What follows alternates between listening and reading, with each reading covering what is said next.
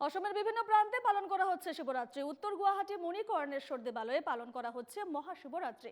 মণিকর্ণেশ্বর দেবালয়ে 7 দিন ধরে চলে মহাশিবরাত্রির পূজার্চনা।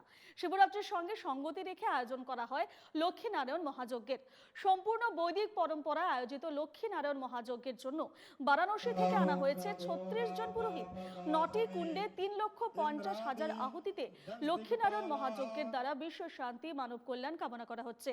শুক্রবার পূর্ণাহুতির মাধ্যমে সমাপ্ত হবে পরম শিব মন্দিরের মহাশিবরাত্রির পূজার্চনা।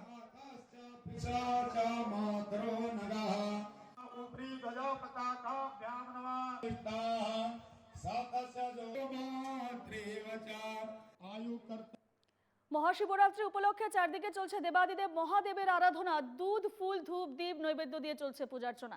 এই ছবি হচ্ছে গহপুরের বন্তিজলা বৈকুণ্ঠ শিব মন্দিরে সকাল থেকেই প্রচুর ভক্তের সমাগম চোখে পড়ে। এখানে দুদিন ধরে অনুষ্ঠিত হবে মহাশিবরাত্রির পূজার্চনা। এই ছবি হচ্ছে গহপুরের। রাজ্যের বিভিন্ন প্রান্তের পাশাপাশি অসমের বিভিন্ন প্রান্তের পাশাপাশি গহপুরেও সকাল থেকেই কিন্তু বহু ভক্তের সমাগম চোখে পড়ে।